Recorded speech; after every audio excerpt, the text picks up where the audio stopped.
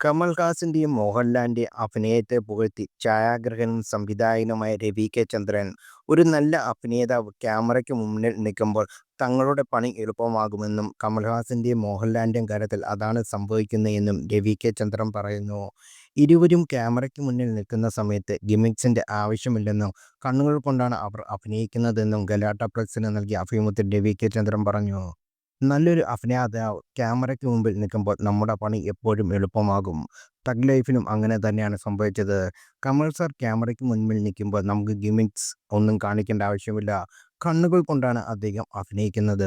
മോഹൻലാലും അങ്ങനെ തന്നെയാണ്. ദൃശ്യത്തിൽ ക്യാമറ അമിതമായി മൂവ് ചെയ്യണമെന്ന് നമുക്ക് കാണാറില്ല. അതിൻ്റെ ആവശ്യമില്ല അവിടെ. കാരണം അദ്ദേഹത്തിൻ്റെ മുന്നിലേക്ക് ക്യാമറ ചെന്ന് കൊടുത്താൽ മതി, അദ്ദേഹം പെർഫോം ചെയ്യുമെന്ന് രവി കെ ചന്ദ്രൻ പറയുന്നു. മണിരത്നം കമലഹാസൻ ചിത്രമായ തഗ് ലൈഫിലാണ് ഏറ്റവും ഒടുവിലായി രവി കെ ചന്ദ്രൻ വർക്ക് ചെയ്തത്. ഏഴാം അറിവ്, Agnipath, Ghajini, my name is Khan തുടങ്ങിയ നിരവധി തമിഴ്, ഹിന്ദി, മലയാളം സിനിമകളിൽ പ്രവർത്തിച്ച ആളാണ് രവി കെ ചന്ദ്രൻ. യാൻ, ഭ്രമൻ തുടങ്ങിയ 2 സിനിമകൾ അദ്ദേഹം സംവിധാനവും ചെയ്തിട്ടുണ്ട്. അതേസമയം തഗ് ലൈഫ് ഇന്ന് പുറത്തിറങ്ങിയാണ്. പക്ഷേ സമ്മിശ്ര പ്രതികരണമാണ് ഈ സിനിമയ്ക്ക് ലഭിക്കുന്നത്.